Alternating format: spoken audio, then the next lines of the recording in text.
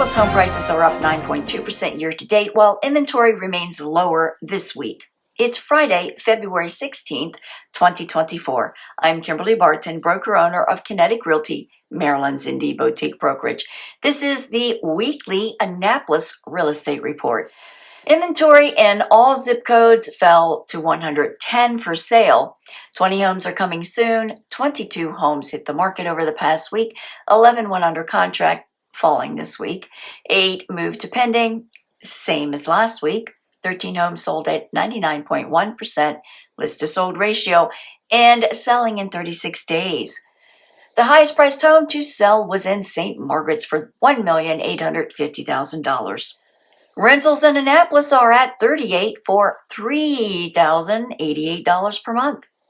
That's a wrap for this week's Annapolis Real Estate Report for Friday, February 16th, 2024.